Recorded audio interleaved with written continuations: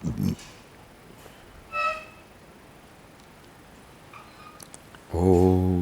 Sahana Bhavatu Sahano Bhunaktu Sahaviryam Karavavahai Tejasvinavadhitamastu ma Vidvishavahai. Om Shanti Shanti Shanti.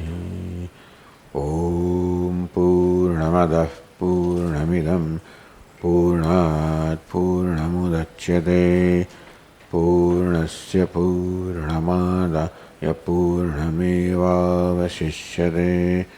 Om Shanti Shanti Shanti. Shruti Smriti Purananam Alayam Karunalayam Namami Bhagavat Padam Shankaram Lokashankaram Shankaram Shankaracharyam Keshavam Badarayanam Sutrabhashya Krutau Vande Bhagavantau Punah Punah Ishvaro Gururatmeti Murti Bheda Vibhagine Vyomavad Vyapta Dehaya Dakshinamurtaye Namaha. Chaitanyam Sarvagam Sarvam Sarvabhuta Guhashayam Yat Sarva Vishayathitam Tasmai Sarvavide Namaha.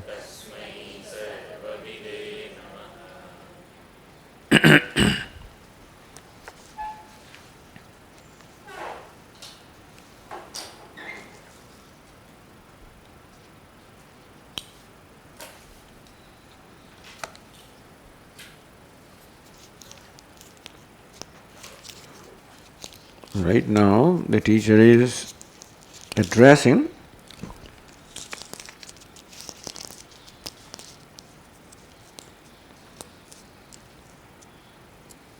this view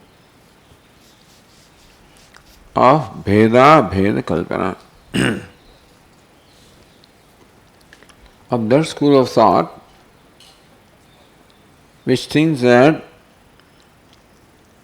the Veda, the entire Veda, can be properly, correctly explained or understood if you accept the Veda as well as Aveda in Brahman. In order to account for what our experiences are and what the Vedas say, our experience is that Aham karta, aham bhokta, aham karta, aham bhokta. That is my pratyaksh anubhava, that's my direct experience. And Shruti says, Tattvamasi, aham brahma asmi. In the Upanishad section it says, aham brahma, that self is Brahman. So how to reconcile with these two contradictory views? By accepting both of them, that one, this is also right, that is also right. Bheda and Abheda. There is simultaneously Bheda in Brahman,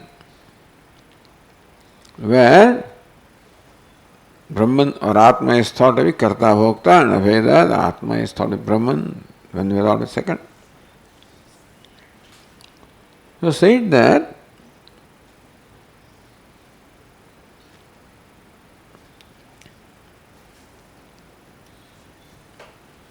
those people who think that Atma is Karta Bhokta as well as Atma is Abhinda,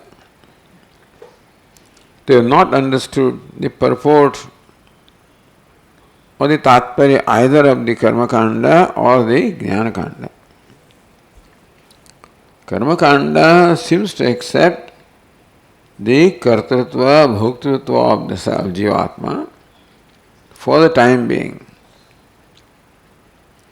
Until a maturity will take place, until a knowledge will take place, until then, in the realm of ignorance, kartrutva, bhoktritva is accepted as the basis of living a dharmic life. As a result of which, when we'll gain maturity, then we'll realize that kartrutva, bhoktritva is not ultimately real. For that, the explanation is given how kartrutva, bhoktritva that we think we experience about the self is not the reality about the self, because whatever we experience is not real. For that, the example of a dream is presented as to how in a dream also we experience the world that appears to be real at that time. What it is the mind.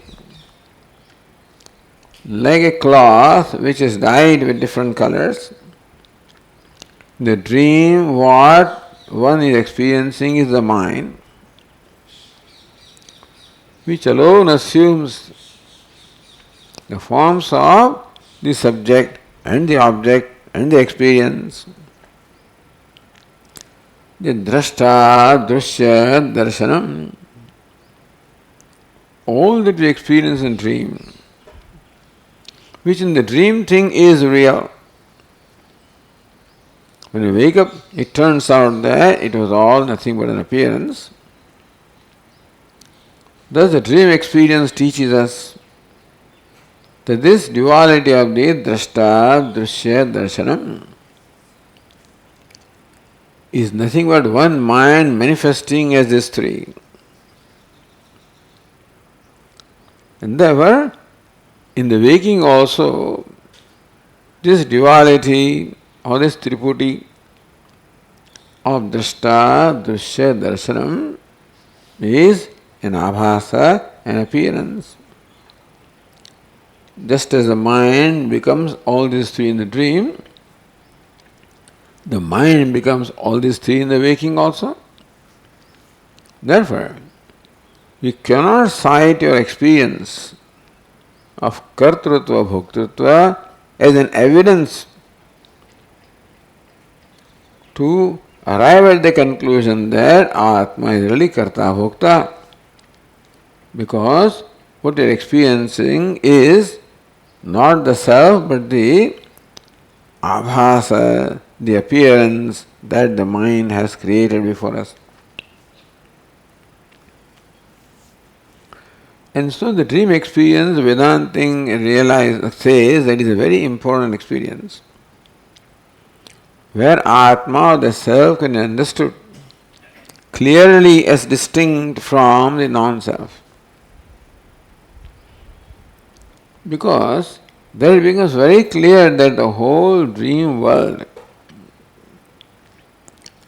is just an appearance assumed by the mind. So it is very clear that the drashta, drushya, darshanam, all this is illuminated, and that Atma is illuminator, who is different from the illumined. Therefore, the dream experience helps us understand the self in a manner similar to removing the sword from the scabbard. How separately, clearly we can see the sword as uninfluenced by the scabbard. So in the dream, you can understand the Atma clearly as uninfluenced by the Anatma, because the Anatma is drashta, drushya, darshanam. It's very clear to us that this is Anatma. It's an appearance. That may not be as clearly understood in the waking state. Therefore, the dream experience helps us. Tadvat Buddha Swam Prabha. The Buddha, the knower, the self is self-effulgent.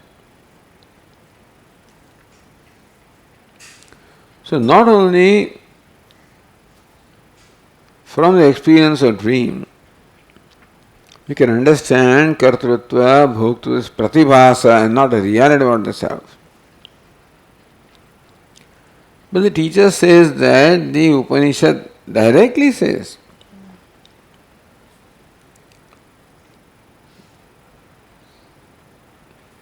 शास्त्रात् अविरोधेनैव प्रत्येतुं शक्यत्वात्,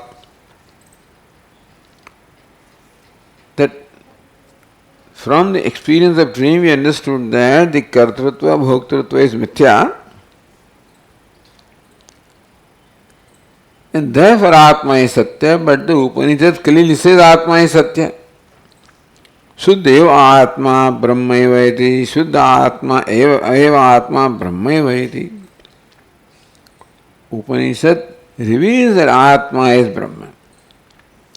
See, from the analysis of the dream experience, we understood that the dream is an abhasa, pratibhasa, not real. And the Atma is the eliminator, and separate from that is what we arrive at from an experience of dream, understanding it. But that Atma is different, and Brahma alone is itself said by Upanishad. Therefore, there is no reason for you to arrive at or think that Atma is both Bhinna as well as Bhinna. And so the 12th verse said, let us read that verse. Apeshat pratibuddhasya nyasya svabhavikam padam uktam netyadi vakyena kalpitasyapa netrana.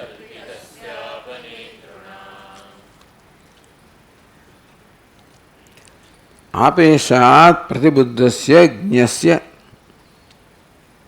Jna, the conscious being. Apeshat pratibuddhasya, the conscious being who woke up when he was shaken up. Sutau supta purusha, when that person was sleeping, that conscious being was sleeping. He was addressed by the various names. Bruhan Pandaravasa Somam Somarajan. He Bruhat, he Pandaravasa, he Soma, he Raja. So by these names he was addressed. These are the names of Prana, or Chandrama, who is the presiding deity of Prana. Meaning that the conscious, sleeping conscious being was addressed by the names of Prana. And Prana is very much awake in the deep sleep state. Therefore, if Prana was a conscious being or Prana was Atma, Prana would have heard and responded and would have woken up, did not wake up. Payanatu apishyamaha uttitahiti. The conscious being did not wake up when addressed by the names of Prana, and had to be woken up by repeatedly shaking his body. From this experiment, it is clear that Prana is not the conscious being. Also, of course, that the gross body is not the Atma, because gross body is very much alive and sitting and lying there and does not respond. Prana also is alive and does not respond. Therefore, these experiments of waking the sleeping person by shaking his body repeatedly clearly show that the body as well as Prana, and Prana means the subtle body, is not Atma. So this is one thing. Then what? Tasya apeshat pratibuddhasya. Nyasya tvam padarthasya svabhavikatam padam. Then what is the nature? What the conscious being is not is first clearly understood. That the gross body is not Atma, the subtle body is not Atma, then what is the essential nature of Atma? न इत्यादि वाक्येन अथात आदेशो नेति नेति इत्यादि वाक्येन. So by the vakya that Atma is not this, not this, not this. This is not Atma, this is not Atma, this is not Atma. This vipsa or this repetition सत्यस्य सत्यम प्राणावे सत्यम तेषामेष सत्यमिदन्तेन वाक्येन कल्पितस्य अध्यस्तस्य मूर्तामूर्त तद्वासना आश्रयस्य. So neti neti, this is not Atma, this is not Atma. Whatever can be indicated, this is not Atma. समस्त कारण कार्यात्मक उपाधि प्रतिषेध द्वारा मूर्त is not आत्मा, मूर्त इज नॉट आत्मा, सत इज नॉट आत्मा, असत इज नॉट आत्मा. Therefore, this ipsa neti neti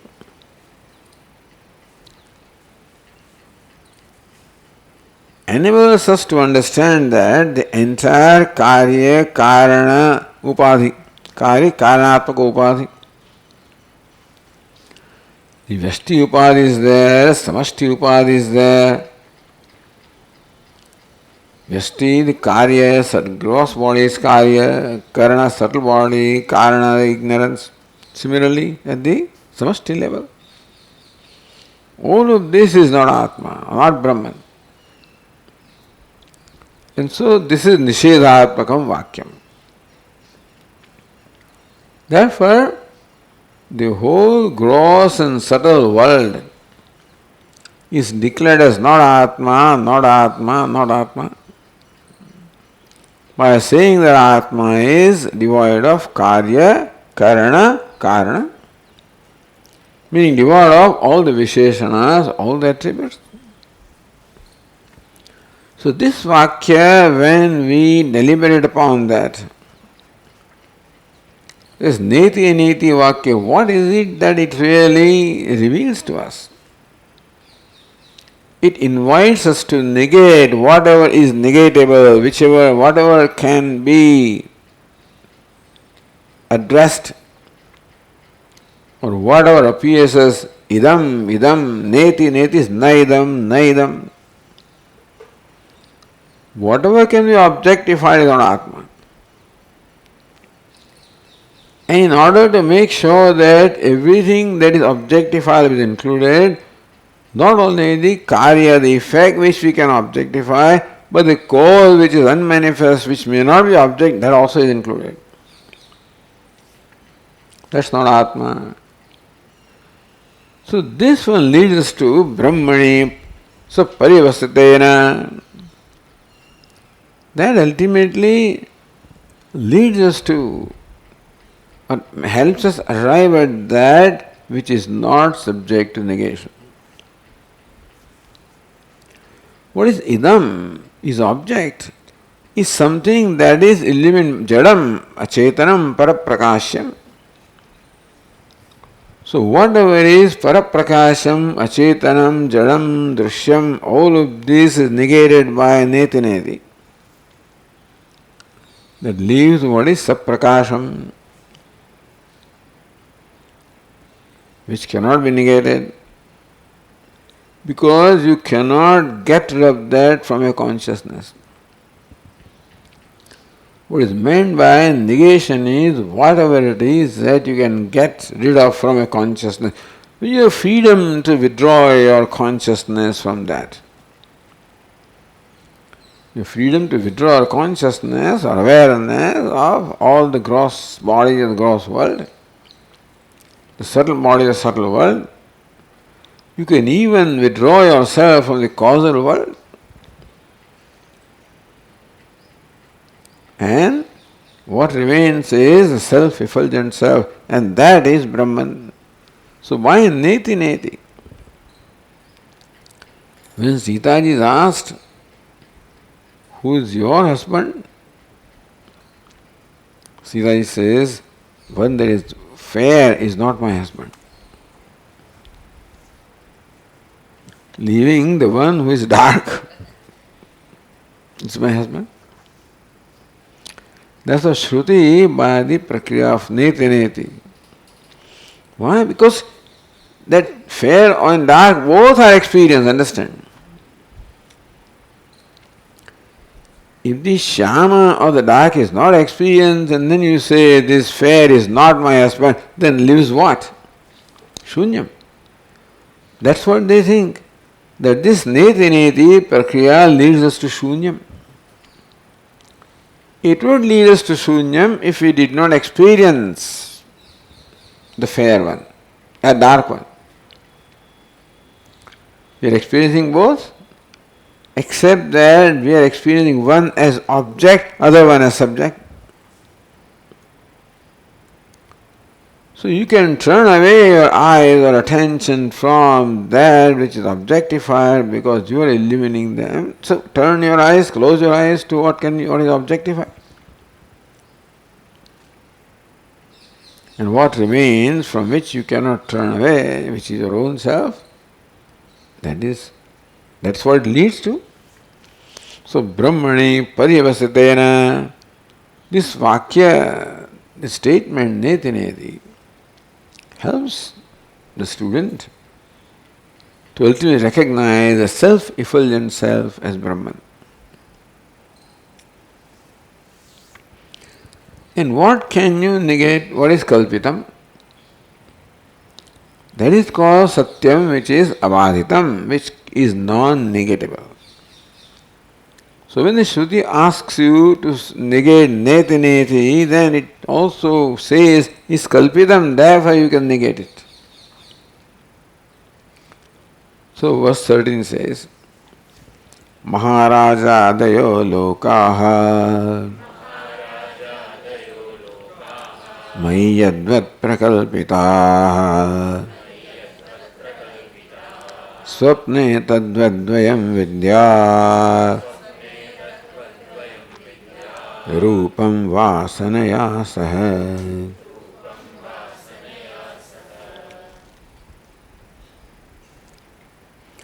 Yadvad Maharaja dayo lokaha mai prakalpitaha. Swapne. Yadvad, just as Swapne in the dream, Maharaja dayo lokaha. Loka is the word of the karma phalam. Maharaja, I am Maharaja, that's what is meant there. The dream, this person experienced himself as a Maharaja, I am Maharaja. And then I have a whole retinue. In the dream, this Maharaja is taking a walk in his own kingdom with his retinue. So this is a dream where I am the Maharaja and I am going about, walking about leisurely in my own realm, own kingdom with my retinue. So this description shows that it is mithya. Not only that you recognize this as mithya even when you wake up. When you think of the dream, it is very clear that this Maharaja is imagining himself as Maharaja. Number one, or anybody imagines as Maharaja. The body is lying in the bed. And then there is Maharaja is there, and then the minister and all other attendants that are all going along with him in the dream or whenever in that experience, they are all sleeping in their own places. The king is sleeping in this bed and the minister in another bed and so on and so forth. They are all sleeping in their own respective places. they could not be simultaneously be sleeping and not awake. That what is outside is all dark because it is night, and what you experience it is all bright, it is day. So what you experience in dream, when you compare with what really is there, is very clear there is kalpitam. Maharaja devalokaha yadvat mai prakalpitaha swapne. And so, not only that you recognize swapna as mithya when you wake up, because there is no adequate space, etc., to experience dream, and still some people contend that the dream experience is real, that in fact Maharaja is taking round in the city. But that itself experience reveals that it is not real, because the Maharaja is lying here and his retinue is sleeping elsewhere. So it's not from the stand that thus when we analyze the dream experience, it becomes very clear that it's all kalpitam, is all project, imagine. That means the whole dvayam, the dvaita, the duality of the subject, object, experience, all mithya. And therefore, the duality of the subject, object, experience that we find in waking also is mithya. Tadvat dvayam vidyat rupam vasanayasa. Similarly also, so in the dream, not only Maharaja, all of these are experiences a kalpana, but what brings about that kalpana, the vasanas, which like color the mind, therefore the Maharaja and the retinue, the vasana from there which the Maharaja got created, and the mind and with the vasana, subtle body and with vasanas have their location, everything is mithya. So also in the waking, Ata na swapnopalabdam paramartham, therefore don't think that you are actually going out someplace and experiencing, is all projection. Tathacha vasanashraya linga sharira sahitasya murta rupa stulasyapi. Tathacha, in a manner similar to that, vasana ashraya linga sharira. The linga shariram, or the subtle body, which is the vasana ashrayam linga shariram, which is the locus of all the vasanas. Sahitasya murta rupa sthulasyapi. Just as in the dream, the murta, amurta, all of that was projected.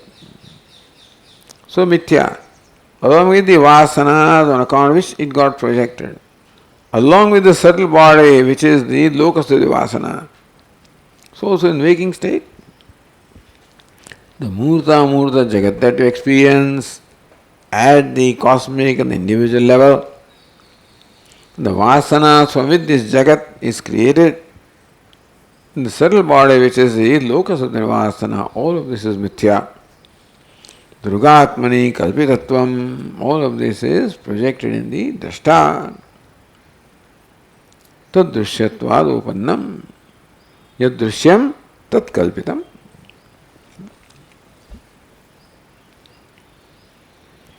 Swapna prapancha jagrat prapanchasyapi pratyagatmani kalpitatve siddhe. So this is very, Upanishad clearly tells us that jagrat prapancha also is very much a projection, just as the swapna prapancha is, because in the swapna, the world appears very similar to Jagrat. The kind of experience one has in the dream appears very real and tangible to the dreamer. And therefore, what is experienced as real and tangible is mithya in the dream, so also what appears real and tangible here also is projected. If you like, you say there is projection of the cosmic mind, this is projection of the dream, is the projection of the individual mind, but projection nevertheless. Therefore, Pratyak tattva abhignasya karma sambhava. The one who knows the mithyatvam, tat sarva vishayatitam, that tat brahma sarva vishayatitam, it transcends all the vishayas because it elimines the vishayas. Pratyak tattva abhignasya, one who has known pratyak tattva, the essential nature of pratyak of the self, as consciousness, as Brahman, karma sambhava. For that person, it is not possible to perform any deliberate action, put it this way. So the wise person who knows the self as Brahman, he can no more perform any karma willfully. Meaning that the free will of the wise person disappears, there is no free will. Which may look like slavery to a modern person. Because free will is considered as the mark of freedom. How the freedom to do things and not to do things in whichever way I want? Vedanta says no. The need for you to exercise free will, there is also a need. The exercise of free will, if it comes from a need, that also is a need.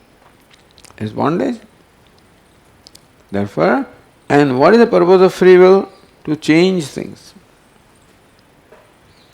Either to change the surrounding, which I think are not comfortable, convenient, conducive, or to change myself, who I think is not all right as I am. So when there is dissatisfaction with the way things are, with existing thing, with the present, then one exercises free will to change things, to make it, to create a comfortable situation, what is hoped to be comfortable. So karma, sakama karma, desire prompted action, has its origin in the dissatisfaction of the present, which requires one to use the free will to accomplish that objective. But when there is total satisfaction with oneself, in there were total satisfaction with what is, then there is no motivation at all to change anything because there is nothing that one is uncomfortable with. Neither one's own self nor with the world. That motivation to change comes from a discomfort caused by a sense of dissatisfaction. And that is the nature of, that is the knowledge of self. When one as long as there is identification with the non-self, like body, prana, indriya, mind, intellect, so long, one cannot be free from a sense of smallness and dissatisfaction of oneself. And secondly, as long as one gives reality to what one experiences, when I give reality to what I experience, automatically the division is created between the experiencer I and what I experience. And the division creates in me a sense of confined, limited, isolated, separated, excluded, right away. And therefore, dissatisfaction with myself, dissatisfaction with what I experience. So ignorance creates the dissatisfaction. which is the motivating factor for doing something so as to become free from the dissatisfaction. And since the conclusion is that the dissatisfaction is because of the world around me, or because of this upadhi, therefore I go about changing them. When it is understood that dissatisfaction is merely a notion, not a reality about anything, there is no cause for dissatisfaction about myself, nor any cause for dissatisfaction about the world, because what world is also is Brahman in that costume. What I am also is Brahman or Purna in this costume. If that Purnatvam is recognized, there is no motivation to change anything. Then there is no karma. So therefore, Pratyak Tattva Abhignasya Karma Sambhava. One who is Abhigna, who is very well knowledgeable about one's own self, and therefore about everything. So the next verse is Dehalingatmana karyaha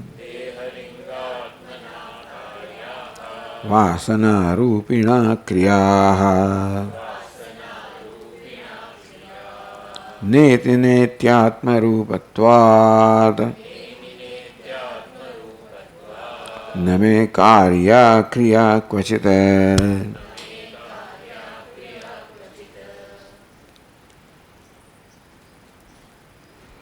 Vasana rupina dehalingatmana kriyaha karyaha. Karmani pravogain. Kriyaha karyaha. The actions have to be performed or are performed. By whom? By Dehalingatma, third case. The one is Dehalingatma. What is Dehalingatma? Deharupena tadabhinanena tadatmatapannena. One who has attained the state of Deha, Dehatmata, that Dehoham, or Lingatmana, Lingatmaham. I am the gross body, I am the subtle body.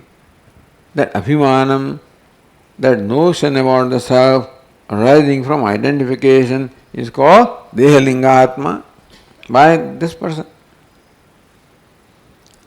Now what happens is that this doesn't stop here. This process does not simply stop with identification of the gross and subtle bodies. The notion that I am so and so, it doesn't stop there. Because that notion, as we said, creates a dissatisfaction out of oneself, creates a desire to become free from the sense of smallness, results in actions to fulfill that desire, creates the results of action, which create reaction. Because whenever an action is performed with a desire, with an agenda, then the result of the outcome will create in me a reaction. If that result is satisfactory, then also there is reaction that I become overjoyed, elated. I am happy because I am happy with myself, understand? When I become successful, I am happy because I am happy with myself. And when the outcome is unsuccessful, I am unhappy again with myself. That we should know.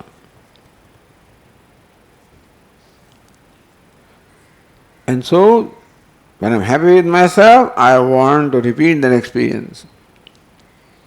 Unhappy with myself, to change that experience. So both harsha and shoka, elation and depression, both of them again cause a reaction in terms of desire. Either to acquire something or get rid of something. Desire again, karma, karmaphala, reaction, harsha shoga, desire, vasana rupina. This is how the vasanas or the tendency of performing karma also are built into me. Therefore, that vasana of reacting to what is not except pleasant to me, or reacting to what is pleasant to me with harsha and shoka is a vasana. That vasana creates a desire, is also a vasana. The desire creates action, also is a vasana. This habitually happens. This thing, this whole sequence of events happens habitually. Therefore, a person never thinks that this needs to be addressed. Therefore, karma pravritti nimittena avicchinnena paramparaya, the whole sequence, unbroken sequence of harsha and shoka, which creates the desire, which creates the action karma, which creates karma phala, which creates the reaction of harsha shoka. And that's how avicchinnena. So this whole sequence is unbroken sequence. The vasana rupina, that word is explained in a very interesting way. Vasanaha rupayitum sanchetum shilamasya asti. Not vasana rupi, one who is of the nature of vasana. Atma is not of the nature of Atma. Vasana rup, so rupayitum sanchetum. One whose nature it is to accumulate vasanas. Accumulate these habits of thinking and reacting and doing. Everything is habitual. When I confront a situation, habitually I react with harsha shoka. Then I habitually react with having, with a desire. Habitually react with karma. So the whole life is, vasana is reaction, not action. Habitual. So not only animals live a life which is habitual, most human beings also live the life that is habitual. Prakritim yanti bhutani nigrahah kim karishyate. Prakritim bhutani prakritim yanti. All the beings follow their prakriti, nature, which can be called vasana, habit. So this is kriyaha karya. It is this entity who is number one, dehalingatma, meaning one who is identified, again habitually identified with the gross and subtle bodies, on account of which one entertains various notions about oneself, on account of which there are desires and actions and results. So habit, vasana. So this is the description, beautiful description of the Jivatma. Ignorant one. And usually a person never questions all of this, takes for granted that this is the reality about myself. Kriyaha karyaha. That person is karyaha, is impelled to perform actions. When there is desire within oneself, then one loses the freedom not to do something. That desire will impel the person to do things.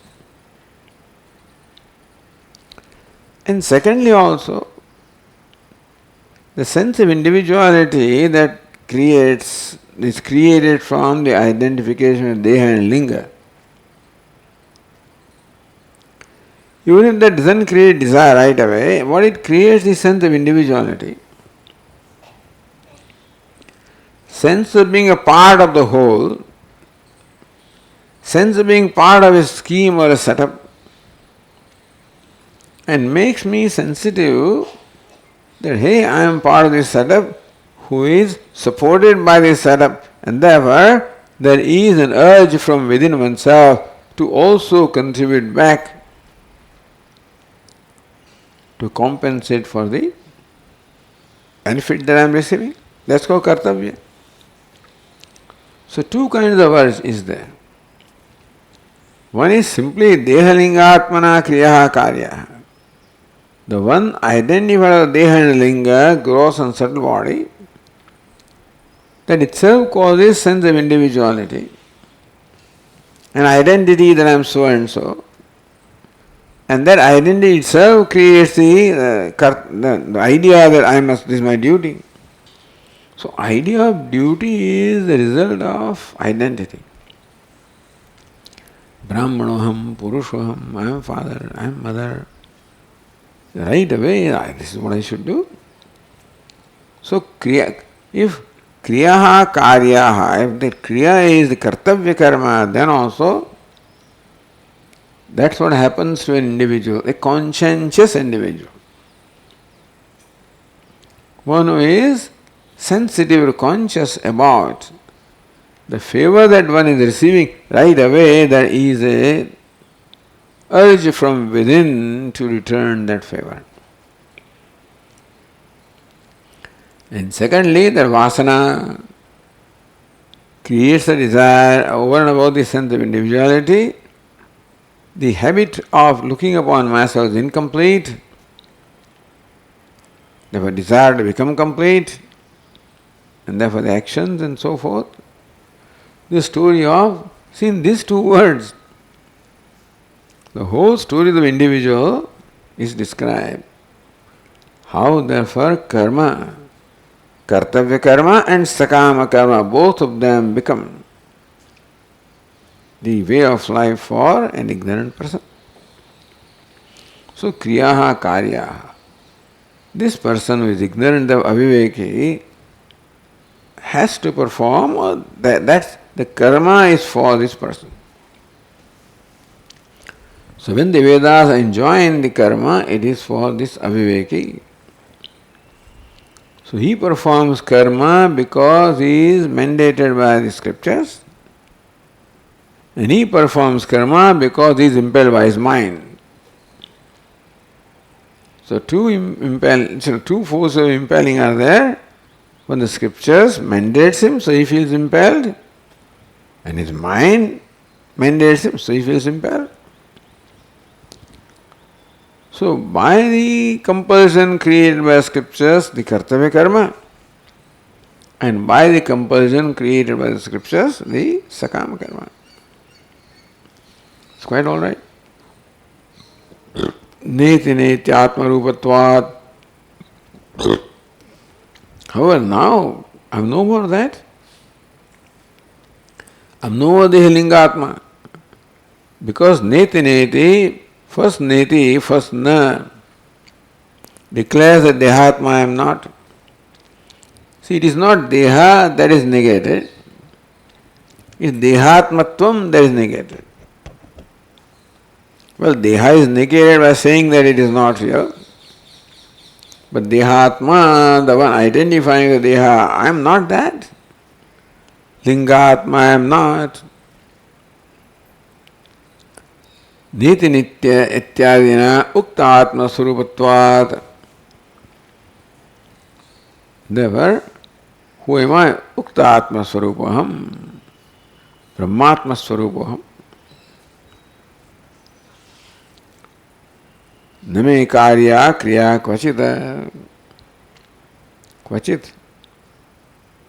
Na kvachit, nowhere. Kriya karya. Do I have to perform an action? And so nowhere is what? It kvachit swapneva jagareva. In swapna also if there is knowledge, then there also there is no duty. And waking there is no duty. So ultimately this whole duty is also a vasana.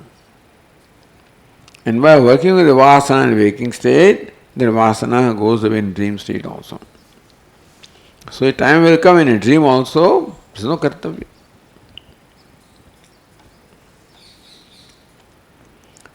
Now continuing the 15th verse, the Tika says, Ajnana vilasita dehabhimanadeva karma iti dehalingatmana karyaha kriyaha. The kriyas, the duties and other actions are to be performed by the one identified with a sthula and sukshma sharira, which is what? Ajnana vilasita. The sthula and sukshma sharira, both of them are the projections due to ignorance. Abhimanadeva, an identification with this projected things. Karma. So that is what dehalingatmana karyaha vasana rupina kriyaha is explained as ajnana vilasita deha abhimanadeva karma. Deha abhimanadeva karma. Because of identification of deha, or the sense of identity that arises on account of taking the sthula sukshma as myself, then, but because of that, there is karma. This is what I said. Then what? Tasya jnana mulatve siddhe. So karma is a result of a notion, understand, about the self. The identity that I am so and so is a notion about myself arising from ignorance of the self. And karma is the result of that identity. So karma is the product of ignorance. So first product of ignorance is the identification with what I am not, sthula sukshma deha. As a result, there is a sense of individuality, I am so and so identity. As a result of that, there is a sense of duty or there is desire. As a result of that, there is karma. So karma is product of ignorance removed by a few steps. But nevertheless, karma is the product of ignorance. Karma is product of ignorant self, and which is the product of ignorance? Only ignorant person feels impelled to perform duty, or ignorant person feels impelled to fulfill desires. Tasya ajnana mulatve, tasya karmana ajnana mulatve. That ajnana moolam yasya, that karma, ajnana is the root of this karma. Karma is rooted in ignorance, born of ignorance. Siddhe. So, by saying dehalingatmana karya ha kriya, it is very clear that karma has its moolam or root in ignorance. Na tena mokshasa kartavya mokshasha. Therefore, tena karmana, by that karma, there cannot be any asha or hope of moksha. Moksha is the result of knowledge. And karma, that is product of ignorance, is not opposed to ignorance. So you cannot hope to gain moksha as a result of karma. Meaning that karma cannot be the outcome of it. Moksha cannot be the outcome of a karma. Because karma itself is the product of ignorance. Avirodhita karma. Therefore, since karma is avirodhi of ajnana, therefore, na vidya vinivartate, karma cannot eliminate avidya. Only vidya can eliminate tejas timirat sanghavat. So, vidya vidyam nihantyeva tejas timirat sanghavat. Only vidya knowledge can dispel ignorance like the light dispels darkness. Therefore, na mokshasa kartavya. Therefore, one should not entertain the hope that this or that karma will bring me moksha. That hope one should not entertain. So, verse 15 says, न ततो मृतता शास्ते कर्मणो ज्ञान हेतुतः मोक्षस्य ज्ञान हेतुत्वात् न तदन्यदपेक्षते.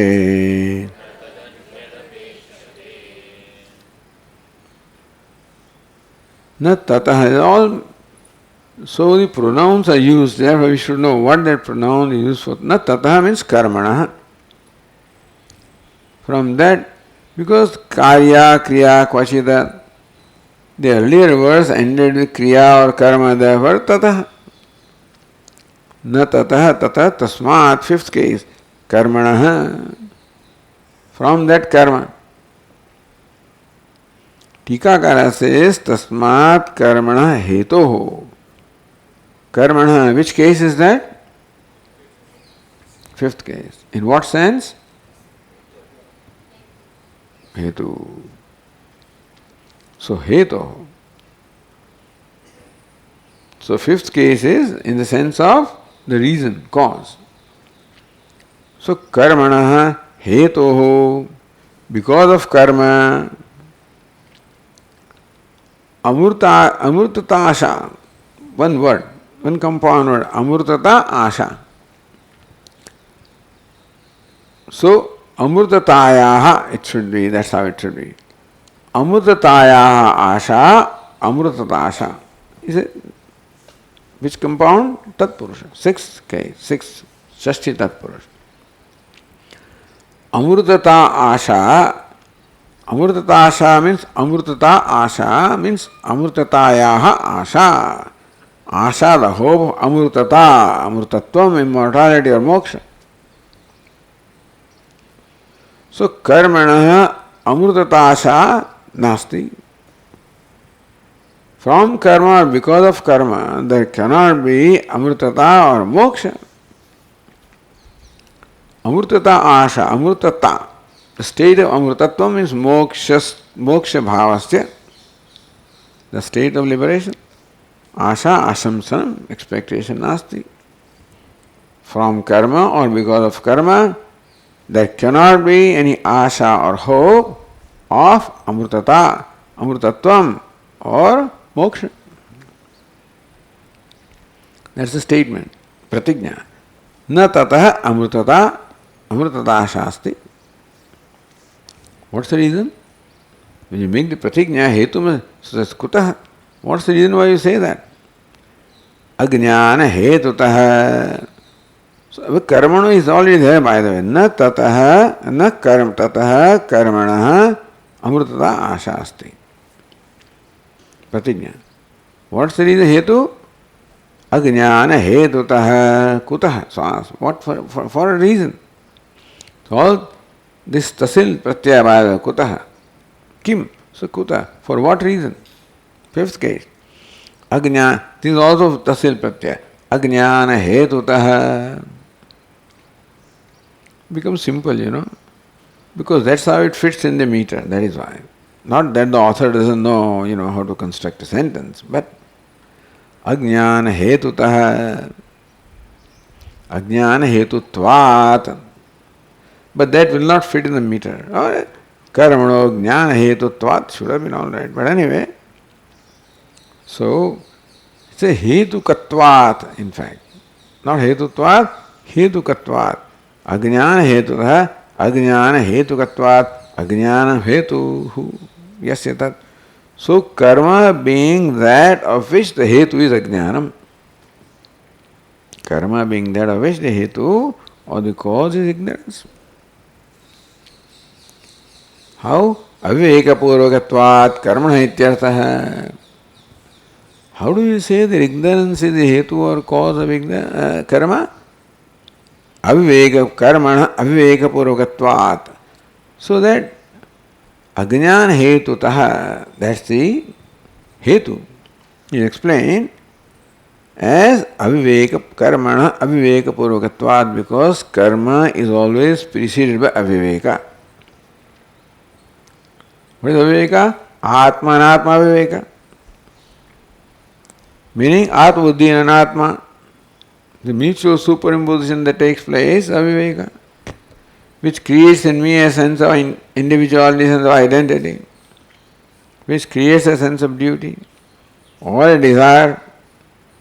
So therefore, whether it is sakama karma, even kartavya karma also, aviveka purvakatvat, it is preceded by aviveka. What is aviveka? Adhyasa, seeing what is not there, seeing the self in non-self, seeing the attributes of non-self in self. Never wrong notion about myself is a reason for karma, not the true knowledge of myself.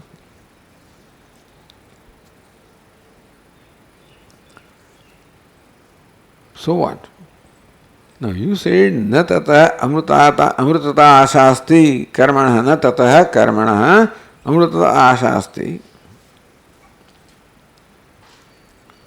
Agnya hetuta. So how does that explain? So Tikakara explains. Jadayoho ajnana karmanoho virodha abhavat. What can eliminate something that is opposed to that? The moment a cat comes, the mouse is eliminated, runs away. Because these opposites cannot coexist. When the light comes, the darkness is dispelled because they cannot coexist. So also when viveka comes, aviveka cannot coexist, cannot remain. So here the darkness is not merely darkness but of the nature of aviveka. Darkness is not merely of the nature of the jnana abhava, but then it is viparita jnanam. Aviveka means viparita jnanam. The false notion about oneself. So this karma is product of aviveka, false notion about myself, which in turn is the product of ignorance. Therefore karma is nothing but the tangible manifestation of ignorance. So jadayoho ajnana karma virodha bhavat. So karma also is nothing but manifestation of ajnana, but ajnana also is ajnana, and therefore they are not opposed to each other. Karma being product of ignorance is not opposed to ignorance. The Bengal cannot eliminate gold, regardless of what it does, because the product of gold. Therefore, virodha abhava. Bengal is not opposed to gold, because it is a product of gold. Therefore, therefore, karma cannot eliminate ajnanam. Ajnana nivritti mokshe. One thing is that, what is moksha? Ajnana nivritti rupa. Moksha is the nature of the cessation or dispelling of ignorance. All this is established earlier. It's already established that what is called a bondage is purely the product of ignorance, nothing more than ignorance. And therefore, simply knowledge can dispel the ignorance and the bondage, notion of bondage born of ignorance. Meaning that for moksha you must remove ignorance. Why? Because the bondage is the product of ignorance. How? Bondage is notion, born of aviveka, born of ignorance. Therefore, what is bondage is the tangible manifestation of ignorance. Karma also is tangible manifestation of ignorance, and bondage also is the tangible manifestation. So ignorance cannot dispel ignorance. Ignorance can be dispelled by something that is opposed to that, that is knowledge. Therefore, ajnana nivritti rupo moksha, moksha of nature of the dispelling of ignorance. And karma being product of ignorance, or nothing but another form of ignorance, cannot remove ignorance. Mokshe karma asha karya. Mokshe karma asha, therefore, one cannot hope that moksha will be attained by karma. Okay, we'll continue. Om Purnamadah Purnamidam Purnat Purnamudachyate Purnasya Purnamadaya Purnamevavasishyate. Om Shanti Shanti Shanti. Shankaram Shankaracharyam Keshavam Badarayanam Sutrabhashya Krutau Vande Bhagavanto Punah Punah. Ishvaro Gururatmedi Murti Bheda Vibhagine Vyomavad Vyapta Dehaya Dakshinamurtaye Namaha. Om Shanti Shanti Shanti. Hari Om. Shri Gurubhyo Namaha. Hari Om.